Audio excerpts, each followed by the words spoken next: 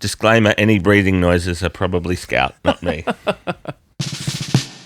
Welcome to Our Drummers Musicians, your backstage pass to Melbourne's vibrant music scene. Recorded on a cosy couch in Brunswick, join us as we explore what it truly means to be a musician and speak to the diverse talents that make music in our city. Today, I'm excited to be sitting down with Yuri Pavlinov, the legendary bass player of the Bamboos, Australia's iconic funk and soul band. Yuri's impressive career spans decades of band work and session gigs, including collaborations with various artists such as Renee Geyer, Tim Rogers, Kylie Aldist, Paris Wells, The Werewolves, Dynamo, The Traffic, Daniel Ferrugia, Kumo Shome, and The Shackman. Yuri's performances range the full spectrum, from local dive bars to Australia's biggest stages, and his discography includes not only bass playing, but also songwriting, arrangements, and vocals.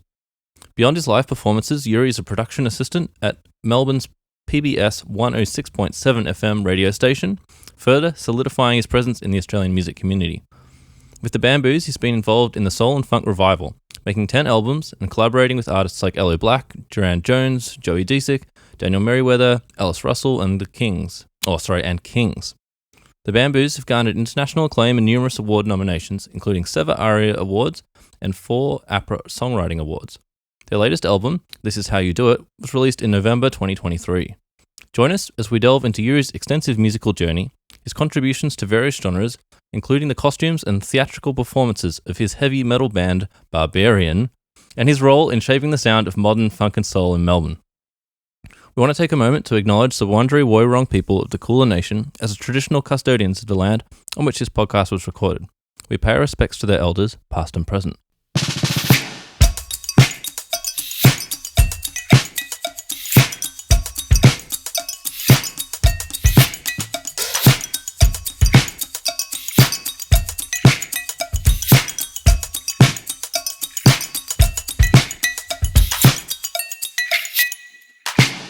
Welcome to the podcast, Yuri. Hello. Thanks so much for coming to Brunswick. Pleasure. Is this a local spot for you in Melbourne, or are you a South Sider? I'm a North Side. I live in deep Depreston. Oh, cool. And it's not so depressing these days. It's pretty happening actually. But yeah, you'd call that North. Yeah, absolutely. Have you been a long time Prestoner? I was a long time North Cotian. Oh, yes. If that's the term. In a fabled house on Westgarth Street for a decade that hosted many serious Christmas parties. Okay. And then we sort of migrated north as the average sort of Audi ownership increased in the area. Yeah, sure. Well, I'd like to ask, what's something that you're listening to at the moment that you're really getting into? Oh, it's a good question. I've been really into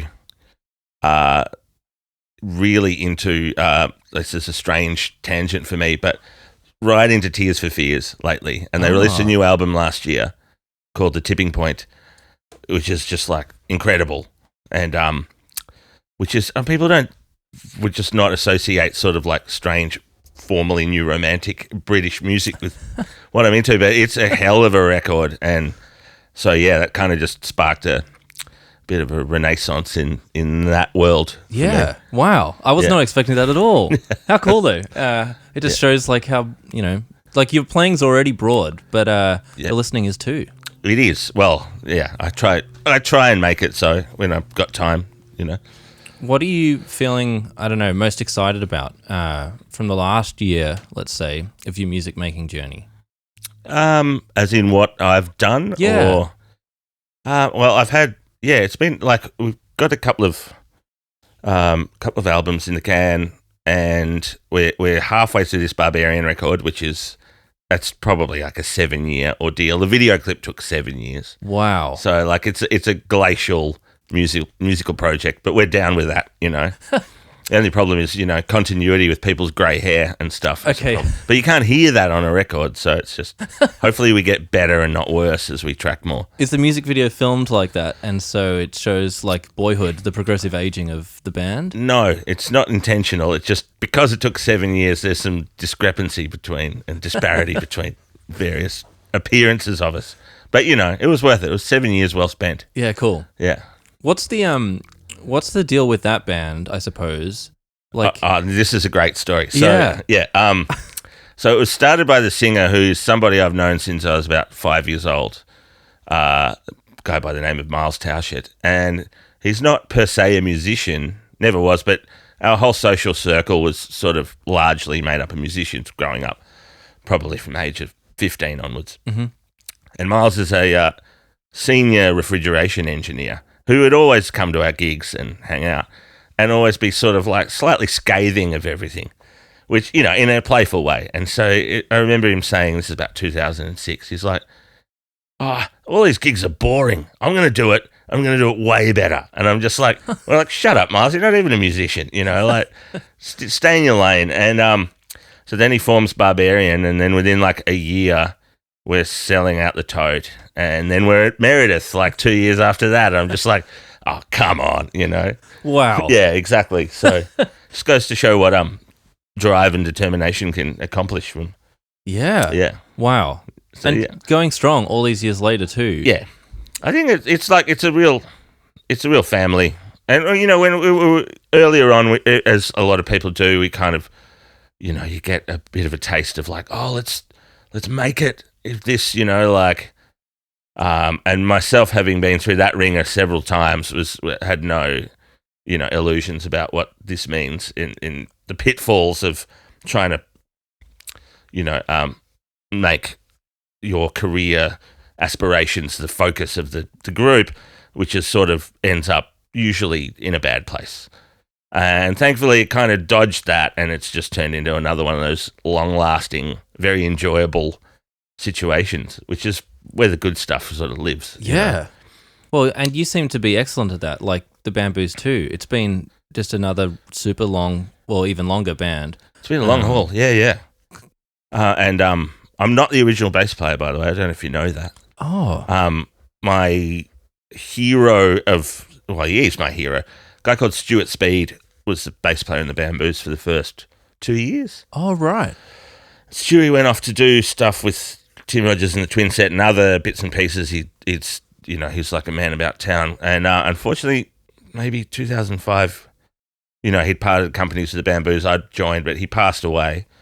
And so, yeah, it's always like, I like to remind people that on like eel oil and those first 45s, it's all Stewie. Yeah, and right. I wholesale stole what he was doing.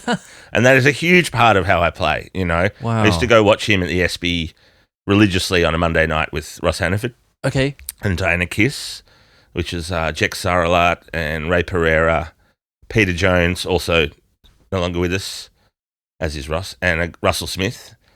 And they're just this ridiculously incredible band that played on a Monday night for 15 years, and 8 people would be in the crowd, and it was just like, what the hell is this? Yeah. Wow. And they'd have bizarre things, like Ricky Fattar would sit in on drums every now, just bizarre shit like that would happen. Where he was like, and again, there'd be 8 people in the audience, Yeah. But it was heavy, real heavy band. Have you always been a live gig attender, even when it's just, a small but great band like that? Yeah, I hit the ground running when I was, I don't know if this is legally questionable, but definitely was attending venues that are still open in Fitzroy, probably under different management, well under the legal age to do so. I had some pretty good fake ID going on when I was 15, 16. Yes. Yeah. What got you in to going to see live gigs? Was there one really early on that mates brought you to, or a family thing or something? Where did it start? I think I'd sort of, I can't really remember the first, sort of exactly the first, but I remember seeing Brown Hornet in 1995 when I would have been 16, which is Dylan Lewis's band at the time. Mm-hmm.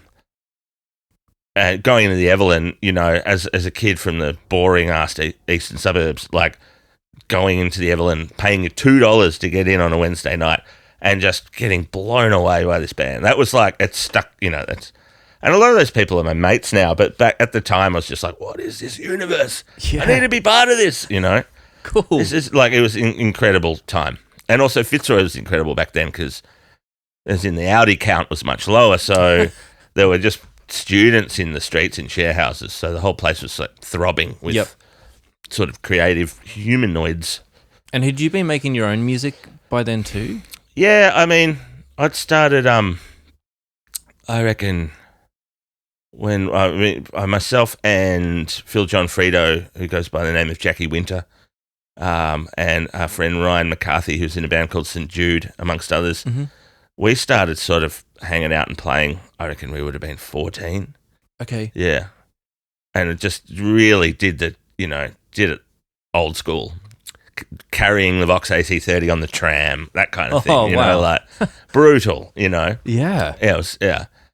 And yeah, that band's sort of gone by the by now, but I'm still in touch with all those humans and everybody's still doing their things and fun things. Yeah. Wow. What were your aspirations like, back then? Were you always thinking, I want to be a working musician? Or was it? No, I don't know. I was just like, I'm just going to hit the ground running. I like the look of this universe, I like what's going on in Fitzroy. I want to get amongst it. Yeah. And then, like, I think I read some article, I don't know if it was Time or People or something like that, but I reckon I was like 18, and it was an article with David Lee Roth from like 1984 or 3, and I was just like, whoa, all right, this is incredible. All right, this is the life I want, Yeah. Never quite got there, but, I was just like, okay, you can just have adventures all the time. Let's do this. It's so cool. And you seem to have, kept that same, passion and excitement for the music. I try. Yeah. I think, we've... all the things I'm involved with, we all seem to do it for the right reasons. Yeah. Well, what was your journey like from, I want to get into the scene, but actually, breaking in and becoming part of it, not just, being like a teenager playing music with your mates? Well, actually, weirdly enough, I was already doing a few bits and pieces around town by the time I was 18. Mm-hmm. But I was also bass players are a real problem at that age where we're just and this is particularly applies to male bass players, just this testosterone driven, I want to be some sort of ultra hero pro wrestler on the instrument kind of thing. And it's just for me anyway, I mean, there's, if I had a silver jacket and I lived in LA and I could probably get away with it, sure. But it's not really my bag. But, everyone's going at that when early on, I went to Box Hill TAFE and that was definitely part of the paradigm. Mm-hmm. But then again, Stewie Speed and Diana Kiss, and it all ties in. So one of those guys, Ryan McCarthy's come and see this band at the SB on a Monday. I'm like, whatever. And the first time I saw him, I'm like, oh, this is a bit boring. And then it was just this hypnotic moment where I'm like, oh, holy shit. This is this guy's just playing crotchets and it's incredible. Wow. And so I was this serial attendee of those gigs. And and the social circle around them was totally bizarre. The most weird. And this is when St Kilda was really weird, alive and weird. And all these people would come to these gigs, all 12 of them, or whatever it was. But it was a deep scene. We had just every age, every sort of facet of society mixed up. And then one day, Russell Smith, it was Russell. It would have been 2000 or it would have been 99 or 2000. He called me out of the blue. We didn't have mobiles, Somehow got my number from someone. I don't even know how that happened, but he's like, hey man, can you fill in with us at the Arts Centre forecourt? And this was with Dana Kiss filling in for Stewie. And I was just so that was kind of and that's when I met those people in a working sense. And later on, Jex and Ross were in Renee's band with Steve Hadley. Mm-hmm. And as we do, as everyone does at some point, had a little falling out with Renee. And so Steve went on his merry way and I got dropped into that. And that would have been 2004. And the rest is history, Wow. Yeah. Yeah. What a way in. Yeah, it was terrifying. The first gig, and Renee was she was, I mean, I love her dearly, but she could be a prickly human. And my first gig was mainstage at Bluesfest in Byron Bay with the rehearsal, which had meant to happen, lasted for about 20 minutes, which was mainly Renee just complaining about things. And so I didn't get to rehearse and just took my cassette Walkman to Queensland like a week early, hung out in my mate's spare room in Labrador. No, it was on the Gold Coast, actually. He was living there at the time. And just, like, stretched the tapes, just trying to get this repertoire down. Like, It's sunny outside. Everyone's partying and drinking, like, Maduri Illusions and going swimming. And I'm just stuck in a room with headphones for 4 days just to drive into the, Lion's Den 4 days later in Byron and just have to do it on stage. And it was terrifying. Absolutely terrifying. We got away with it, got away with it. Were the rest of the band like supportive to you? Was it a warm environment there musically? Look, not in the pure sense, yes. But everyone in that band, everybody really had to be on their toes. And so looking after the new guy, it was sort of secondary. Yep. Because you just had to stay alive because it was coming at you in every angle all the time and just had to run with it, So you get the occasional like nod and eyebrow. Mm-hmm. Like John Watson was playing drums and he was, giving me lots of, sort of like, what would you call it? Supportive gestures, winks and nods and stuff. But also being careful not to get seen doing that by Renee because that would not be cool. So, yeah, it was pretty cool. Yeah. Oh, what like an intense but amazing way to like... Yeah. I don't think I've ever had more like anxiety / dopamine release post-gig ever than that. Ever. Ever. Yeah. It was insane. It's just like coming back to me now. I'm like, oh, man. Yeah, I can see it. Sorry, I don't want to... no, it's cool. And, of course, like, it's forgotten also. Now it's so easy. You just playlist stuff, chuck it on your phone. But I remember, like, fastidiously dubbing cassettes of this repertoire. What does that mean for those of us like... Well, you had these cassette players that would have two, like it could put two tapes into the one machine. Yes. Play one and press record on the other. And it would record a somewhat worse quality duplicate onto that next tape. Yeah. And, of course, what you got from the other musicians was probably already dubbed. So by the time you kind of sent it down the line 3 times, it sounded like it was recorded through a sock or something. So what's the point of... Oh, you're duplicating it, so you've got a copy because you've got to give the other one back. Yeah, you've got to give the other one back. Ah, right. Because cassettes are like, hot property. Yeah. Yeah. Wow. I did learn, you mentioned, you used the phrase, stretch the tapes. Yeah. And I was like, yes, I know what that means. That means he's playing them so much that they're stretching out. But I only learned that maybe 1 or 2 podcast guests ago. Nice. So thank you. Happy days. Well, thanks for pulling me up on that you weren't the original bass player in the Bamboos. No, a lot of people don't really realise that. I mean, I've been there so bloody long. Yeah. But it is important that Stewie Speed is remembered. Absolutely. Yeah. I'll have to go back and check out some of his stuff. Yeah. I'll send you some bits and pieces. Okay. Yeah. Sure. Yes, please. Well, what was it like, then filling in his shoes if you were already like a big fan of his playing? It's kind of hard and slightly daunting. Because we were mates too by this stage. And he was, he was doing other things and had fallen out with these crew, which is what happens. Not with the Bamboos. This is more like the Dana Kiss crew. And he was just too busy, I suppose, in the Bamboos world. And I don't even know how that ended up happening, but we clicked and I'm still there. So, know.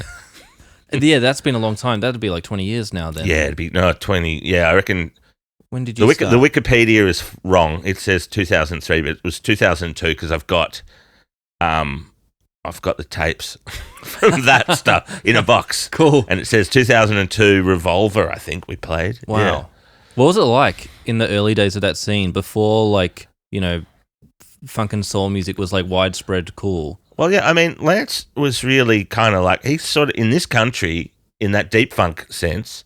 Because, I mean, there was a funk scene in Fitzroy, but that's kind of quite different to what Lance brought with the Bamboos, which was a real sort of nostalgic, that deep funk sound, sort of like Quantic and people like that doing that. And obviously, folk in America, Daptone and stuff, doing other such things. So it was kind of barren. Like, I mean, funk in Fitzroy in the 90s was more like raver pants and slap bass and silly hats. So it was a bit more like it was a bit more twee, and then, I mean, Lance was really on the forefront of this kind of like, we're just going to wear suits and we're going to play this sort of these deep grooves that go on for, ages and ages. It's hypnotic shit. So, whereas, what I'd come up through to watching anyway in Fitzroy is way more kind of like, wow, bam, kind of obnoxious, which is, I love it. I still have it. But that was the time. Sure. That was the scene. Yeah. Yeah, I didn't, like, I was a bit too young to know it right at the start. But Yeah. when I was a teenager, in the, like, late noughties, I can't remember who it was, but somebody gave me an old Bamboos record. Yeah. And I was so excited because I loved all of the old music, and I didn't know that there was, like, people in Australia making the old, Yeah. That vibe. And Yeah. I just got obsessed from then on. And Yeah, it was fun. It was, again, that was like, we recorded all of that stuff right up until maybe 5 years ago at a studio in Canterbury in John Castle, in his back garden. Oh. Or his parents' backyard, I should say. Right. A studio called The Shed, which was The Shed, and it was great. Yeah, so the shed's literally a shed in a back garden. Literally a shed at the bottom of a garden in Blando, Canterbury. There's nothing there now. I mean, the shed might still be there as a shed. That all his parents sold up, and I feel like we should go there one day and put a little plaque just on the footpath. Like, don't tell anyone, just do it. That'd be nice. Here sat the shed, Yeah, well, it's made so much amazing music. Yeah. That would be special. Yeah, hell yeah. Well, Yuri, like, I'm a big fan of your playing because I've come to see you play quite a lot. But I think my favorite show that I saw of yours was you did this set with the Bamboos at Melbourne Fest, which I think was my first year out of high school, first year at uni. Yep. And Tim Rogers came into the audience. Yeah. And I was standing like halfway back whilst like, and the music was amazing. Was this sort of like in the Botanic Gardens or somewhere? Yeah, like a temporary sort of like... Yeah. I remember this, yeah. Like thing.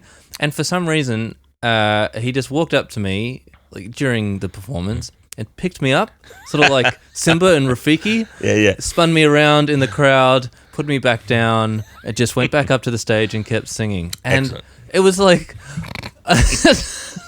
what's happening? Yeah.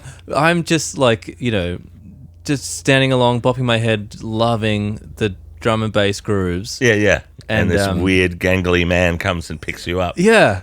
That wasn't the funk experience I came for. It's good. But, oh, yeah. It's the funk experience you needed. Absolutely. It just revolutionarily, reinvigorated the excitement. Yeah. Wider experience of music. So what's it like in these two worlds where you've got like, Lance being like, let's be this like traditionalist, like sort of like, I don't know. Well, I think that kind of that's almost gone full circle because we definitely departed that for a long time. It's sort of the band's really evolved.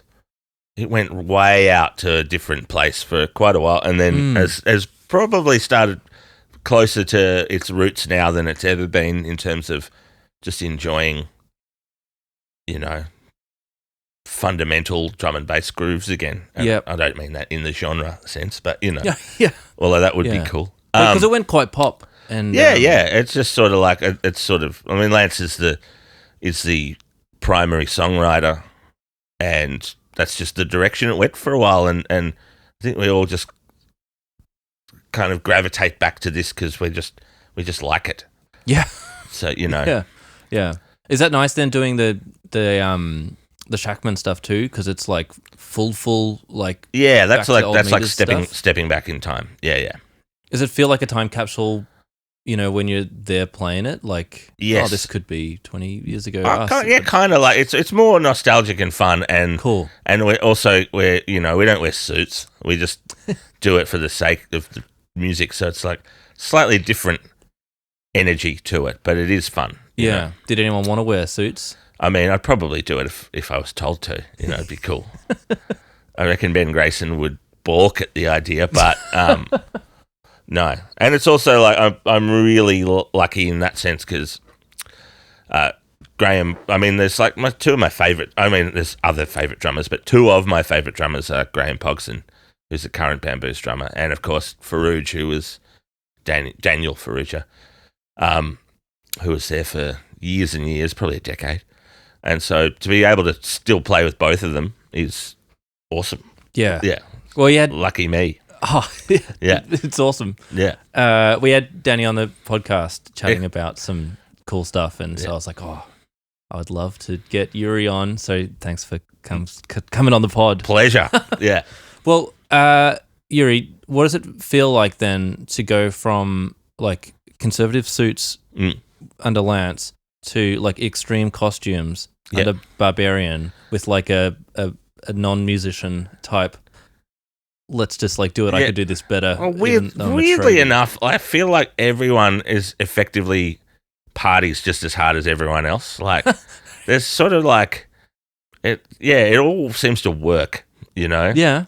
Nobody. Yeah. Like I don't think people really understand how hectic the Bamboos can be in a social and off-stage sense. And this is now probably getting into shady territory, but like, man, we like those people, myself included, have known how to party very, very hard, and like put Motley Crue to shame. How much do you think that impacts the musical experience? Well, probably quite badly after a point, but no, I mean, like these days, we're definitely we're older, so we relax to a point. Sometimes you just still end up in that headspace and everyone's having a really good time, and then you really regret it because you have a really sore head the next day, but you still have to be able to do a show. And then there's a certain and this is really bad life advice, young people, but I find probably the best gigs I've ever done, I've done hungover. And it's because I probably have and do not take this as any kind of like guide to living. I have a pretty sort of scattered and, I don't know, probably undiagnosed attention deficit disorder type brain where I've got a million things going on at once most of the time. And then, except when I'm really hungover, I can only be single-minded because you're just like, your brain's like, help, just stay. And so you just end up this great kind of point of focus, which is really, really not sustainable because like, you're killing yourself doing it. But, I honestly feel for me, that's when I'm sort of on my A game. Wow. Yeah, I know. It's terrible, isn't it? I guess it's interesting that you'd know that. I need some sort of therapy for it. Yeah, clearly. Yeah. Well, not clearly. Yeah. Have you ever done it then deliberately, being like, I've got a big recording session? No, never. Okay, it's just... No, it's like, no, you can't. No, it's got to be organic. It just seems to be the way it falls into place, like especially on a tour when you also have a bit of a roll on where you've been playing shows for maybe like a week or two, and so you're comfortable already with the material, and then to add that into the mix, it's kind of like it's the best. Yeah. Well, do not do this, everybody. It will shorten your life. I saw you playing with Devon at the like blues gig at the Evelyn a couple months ago. Yeah, that was with Fools. Yeah, man, what a band. Yeah, Jeepers Creepers. Like, I was aware of them. I'm sort of, I have some mates in that band, but I just Ships in the Night. I'd never seen them before, and I was like, holy moly! Oh, cool. Yeah. So that was the first time you saw them play. First time I'd seen them play. Yeah, yeah, amazing. Definitely not the last. Outrageous. Yeah, yeah. Wild that's happening here, and yeah, it's pretty special to have so many people just making great music and great musos. Yeah, it's just, and it's like it doesn't feel contrived, it doesn't feel forced, it's just so happening, and that was like, whoa, this is incredible. So yeah, it's nice to still have those buzzers when you find something new. Do you get that often? Like, are you continually excited by live music that you see in Melbourne, or is it? Yeah, look, things just happen. Like, I went to Boogie 2023 and was just like absolutely blown away by Private Function. Okay. It's just like pure punk chaos, but it was so damn good. I was just like, what the hell am I witnessing here? You know, it's just like hair on the back of your neck stuff. So it's all still out there, and you never know where it's going to crop up. Like, these strange little things everywhere. Yeah. Well, what I was going to say was, like, when I watched you play at that show, I hadn't seen you since, like, pre-lockdown, so it had been, like, a little while. But you just seem to embody the music entirely when you're playing. I don't know. It's my metronome is probably reasonably physical, so I have to move. Yeah, right. Yeah, you just seem to be having a great time. Yeah, and you're just completely in the zone, I guess. Like, yeah. Do you have like a process or anything to get into that? It's generally just turn up flustered. Hope you've done enough work, which I try to do. I'm not one of those people. I mean, I'm happy to jam, you know, like that's cool. But if I'm filling in on a gig or something, I just can't be the guy who doesn't look at the material, you know, like I have to invest at least sort of half a day. And so it's these days I'll kind of turn down gigs on that basis just because I won't have time, and I'll be like, nah, it's not, you know, it's not fun for anyone. Mm-hmm. It's not doing anyone any favors. So now I've talked myself out of that question. No real prep, just like do your homework, at least some of your homework. Know what the hell you're walking into, and then it'll be a good time. What's your process like for learning tunes? Pretty bad. Pretty like sometimes just like sitting on the couch with headphones on and the television on, simultaneously watching the news or whatever trash is on, you know, or Grand Designs or something cool, you know. Of course, you'll just be like 2 choruses in, and then some outrageous thing will appear on the screen, like it's totally, you know. But it all soaks in anyway, you know, like. And then also, I try and do some dedicated, you know, in a chair, no distractions practice. But then I'll also manage to find distractions when I'm doing that. You know, I have to fix that, you know, window sash or polish that floor now. You know, like scatterbrain. So is it something that happens naturally then? Once you know, if you've got the tune in your brain, you step onto stage, you pick up the bass, and all the other stuff just fades away because you're doing it? That's the ideal. Sometimes it's way more fraught with anxiety, and like you might trip yourself up and just go like, the worst thing is chances are you'll get to the bridge and you'll be fine. But if you start thinking about something like that in the first chorus, it'll undo you, you know? Like, oh, is it a B flat minor? Oh, I can't remember. And then you start melting down. So going with the flow is good. If you've done, that's hence doing a little bit of homework. It's somewhere in your mind how this goes, you know, in the sense of like written music, composed music. Yeah. Have you always had the go with the flow kind of mindset? Vaguely, but it's like externally go with the flow, internally, you know, trying to have done my due diligence to give me enough to fall back on if shit gets weird. Yes. Yeah, well, clearly it's like a lot of hard work to make sure that you're fully prepared so that you're free to be in the moment rather than... But also just like the pure... working with Renee was incredible for that because one of her greatest skills besides just singing like a badass was she would smell...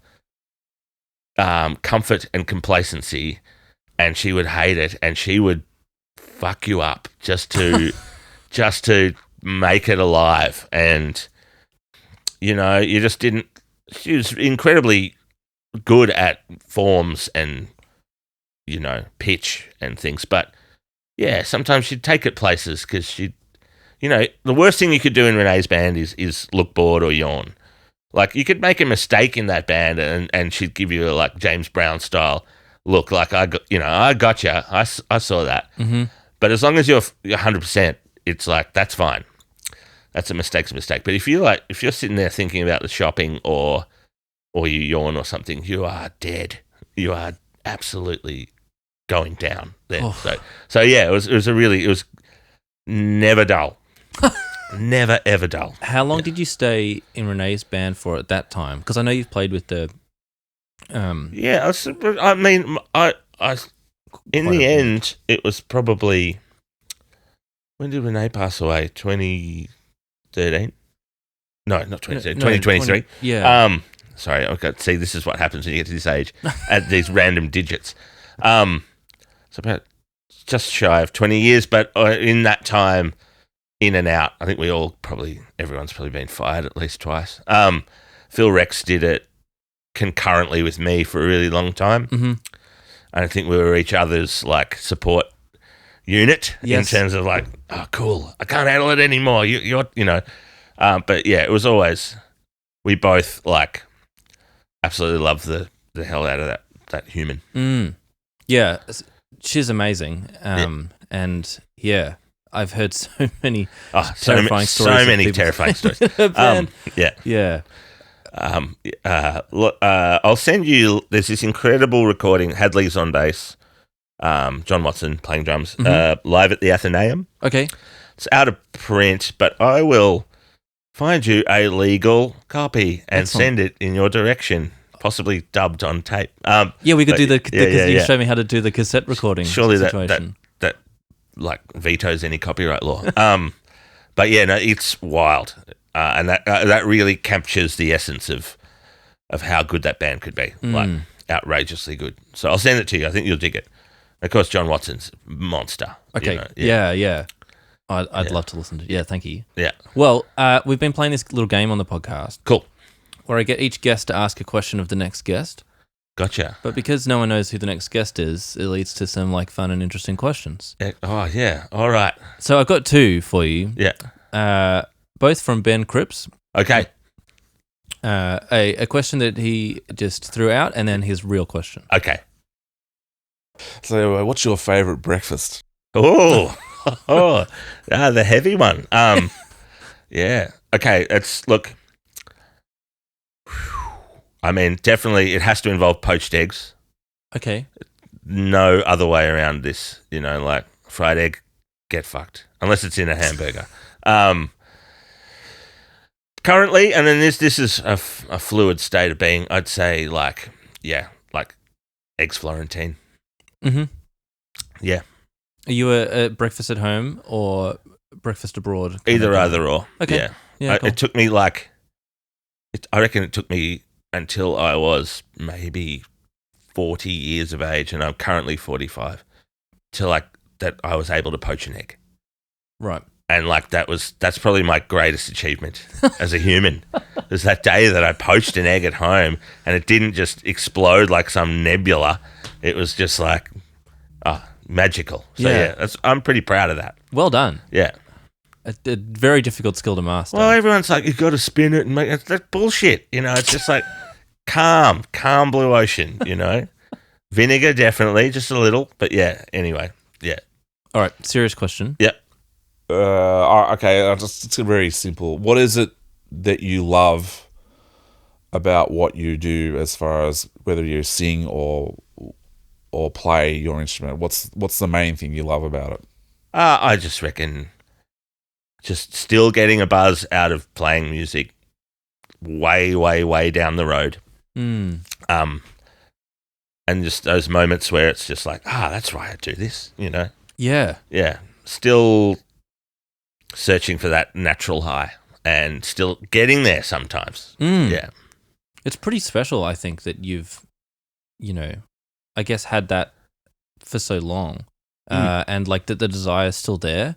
And you're so driven to like keep, chasing that and making great music. And it's not like just I'm slogging through this thing because I need whatever. And yeah, look, I mean, that's kind of why I work at the radio station and do other things too. Like, I've been in that place in my life in my 20s where I did every corporate and every wedding, and I just found that it just removed my joy. So I'm a bit more picky and choosy. And some people, man, I know some people who've come at this later and they still get absolute joy out of doing that. So great. But for me, I'm much happier picking and choosing my battles and not having to do every function, etc. Because I just found it kind of wore me out. Mm.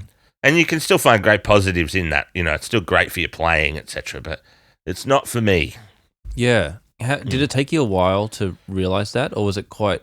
It was like several years of doing it, and then starting to resent my instrument because it's like for this again, and it's like, nah, this isn't cool. So I to return just to a place where I'm just like, great, I love this shit. Yeah, it's where you want to be. Well, what would you like to ask our next guest? Oh, see, this is okay. Like a frivolous question and a serious question. Well, that just is happened. Okay, cool. But so it's our first double question of the series. Yeah. But feel free to continue. Take it wherever you would like. Yeah, well, I mean, if that just happened, and it's because it's Ben Cripps, and he's a menacingly good bass player. I feel like I have to ask 2 questions now, just to keep up with the Joneses. So I'm going to keep it in that breakfast theme and just say, like, what is your preferred method of egg? Because I'd like to know this. I'm keeping a bit of a track record of my friends and cohort. And serious question would be like, where do you see live music in this country in 5 years' time? Where do you see it heading? And yeah, leave it at that. That's pretty open-ended, but I like to hear people's opinions. Yeah. How are you feeling about it? It's pretty dire. It will prevail, but in some form or another. But you know, all right. Here. Let's get slightly political. All right, Albo, you wear a bloody Radio Birdman T-shirt. Like, do something, please, because and you know, and here I am. I can just declare this: I'm a dyed-in-the-wool Labor voter. So be it. But this, you can't let this sort of like bureaucracy bog down and just stand by while these industries falter and die. Because at the moment we're at the mercy of probably one insurance company, if maybe 2, and these bizarre laws that throw live music venues, particularly in Victoria, in with the King Street nightclub crew, hence these wild premiums for hosting live music at your venue where nobody's claimed on these things in eons, you know. You don't go to the pub and there's just like a shiv fight at the Evelyn and people just dying in front of you. It's like, it's peaceful shit. Live music is cool, you know? So, and I know there's a lot of bodies out there trying, but it's like, it's got to come from the top. It's almost at the point now, like, because I was there for that original Save Live Australian, Slam. And it sort of feels like we're at that pressure point now because you've got venues that are just like, I'm out, you know. Yeah. What the hell can we do, you know? Our insurance has gone from 10 grand to 70 grand in 4 years. It's nuts. It's totally nuts. Yeah. So, yeah. Some help from above would be nice. Maybe, worry about your portfolio of negative geared houses down in Portsea later. Just keep the damn doors open. Yeah, it's pretty crazy just like the impact that a small change has had with like the insurance premiums, and all of a sudden like businesses that were like already sort of on the edge are just completely gone.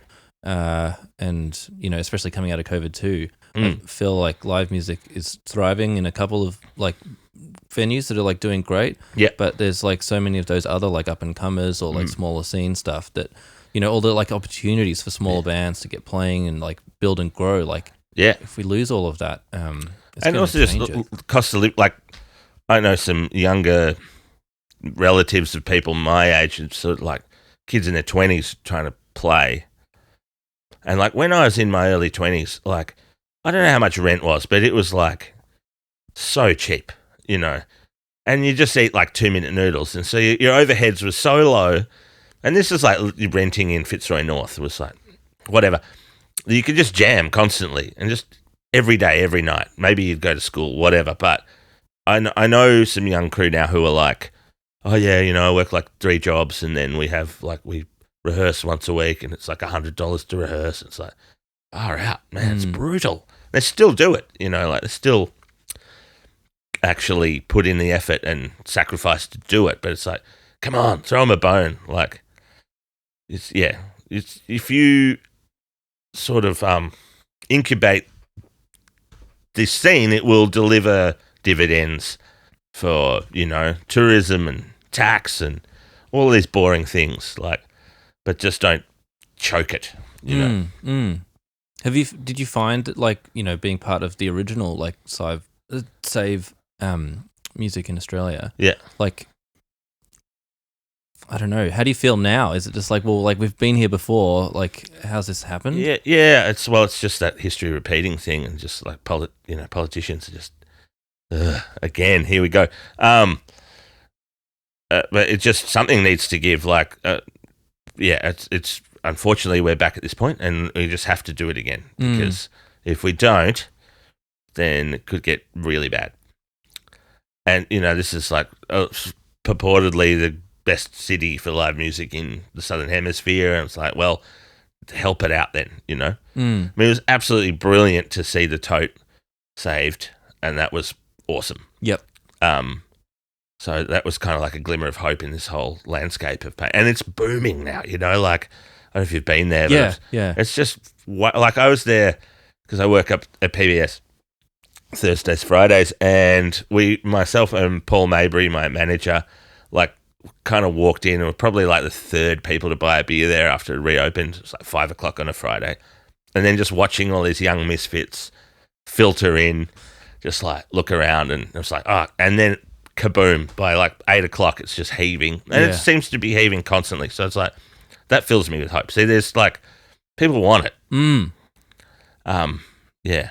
On the same tokens, like the Bendigo's just closed, which is really significant for heavy metal in the city. It's a real shame, because that pub, that was kind of like the spiritual home of metal. Okay. And it folded just due to financial pressures. So, it's got to be vigilant. Well, do you like the working at the radio station, and like the involvement and, sort of, I guess, platform that PBS has to be able to, I guess, like, garner a widest like audience of people to, like, try and move them to push these issues around music in Melbourne? Yeah, well, I mean, my job is back of house, but I'm definitely involved in many coffee machine conversations about strategy and such. It's a very important place, as is Triple R, as is 3CR. Just like a genuine community that's sort of like looking inward and trying to help out. So, yeah, I'm a big fan. Yeah, community radio. It's a great spot, especially now. You listen to Triple J and you go like, "What is this?" And it's not just because I'm old. It's like, what is this weird Drake shit with this like strange iPhone beats, and you're like, "Oh, it's so boring." And you got to dig deeper. And the young crew know that's community radio is where it's at. Well, what are some things that are keeping you motivated, I guess, to like keep pushing this? Do you like is it just music for you, and you're like it's got to go because it's music, or I don't know, you're getting excited about new albums that you're working on, you're like I just want there to be spots because we just want to I'm not so worried about myself, because I'm old, and that's fine. I've had a great time, and if I get hit by a bus today, cool, it's been a good one. But I really want young folk to have at least some of the same opportunities to just go and have a great time and make some great music without so many hurdles and sort of, So that's, I really just want, that for the future. Mm-hmm.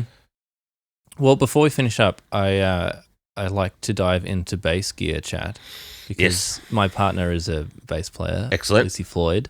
And so rig rundown. Yeah.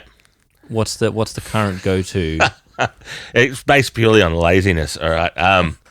No. I've had cabinet-wise. I've been using Mark bass stuff since 2007. And I just really like the fact it's fundamentally. Look, it's the quad I have is phenomenal. I don't use it much because I'm too lazy to put it in the car. I generally just use a single 12 on small gigs. The portability versus sound is really important. As in, quality of sound. So I just like, as soon as they hit the market, I mean, they're really, no offense, everyone in Italy, but they're really ugly. They're yellow and black, and they look like bumblebees or something. It's like, it's cool, it's transformery or whatever, but I'm willing to cop that because I think the cabinets sound phenomenal. But I have returned more now. I went through the whole Class D portable head thing, and then I just sort of plugged in a Gallion Kruger, again, solid state thing from the 90s, and went, oh, that's right, I really like these. So I'm back there. Okay. I have 2 GKs, an 800 and a 400 there. It's kind of like an HQ Kingswood automobile. It's like, has 4 gears, no air conditioner, no heater. Will still get you to Darwin, you know. Yeah, cool. Vinyl seats, yeah. So do you use that for everything, like crossover?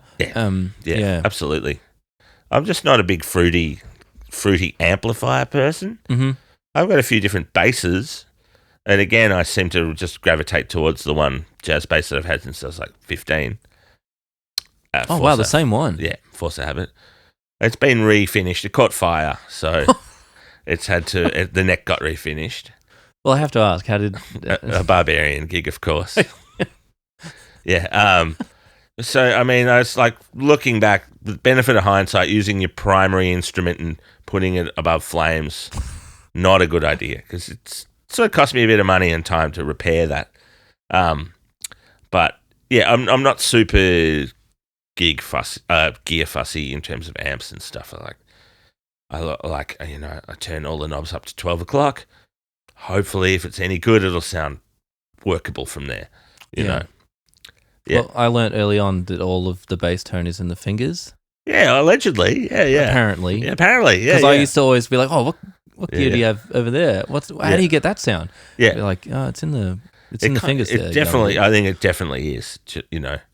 And we're all guilty of we're all Reader's Digest people when it comes down to it. You know, we'll try and put elements of our heroes' stuff into stuff, but you are you, and it's what comes out of you more than, you know, if you gave a Samick to Eddie Van Halen, it'd sound like Eddie Van Halen. You know, it doesn't have to be a Kramer with a Floyd Rose. So, yeah. That's true. The person shines through the gear. Yeah, they really do. Oh, well, I would love to just, you know, keep chatting with you forever, but I should wrap up with 5 short answer questions. Okay. So, what is your favourite venue to play in Melbourne? Oh, it's a hard one. You can put on some different hats if you'd like, because you like, yeah, you know, Bamboo's gigs are quite different to Barbariön. Look, I still have a really big soft spot for the Nightcat, and simultaneously a really big soft spot for the Tote. Mm-hmm. Yeah, so I have to that's a dual answer, I'm afraid, but serving different worlds, but both very fun. What about a dream venue to perform at?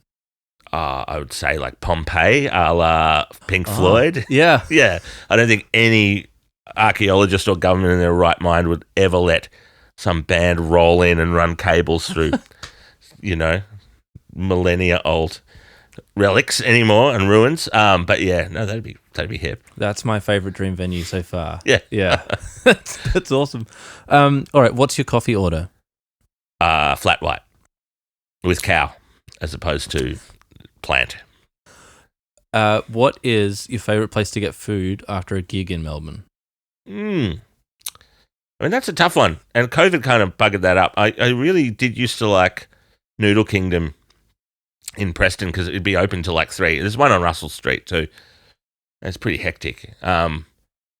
Actually, there was, I don't know if it's still there, and it changed names.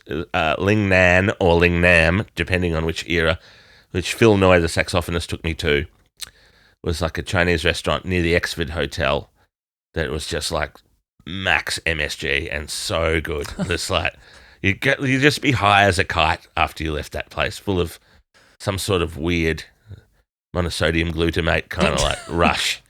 Yeah, and that was, again, late night, good times. All right, well, finally, what's one piece of advice that you would give to your younger self? Yeah,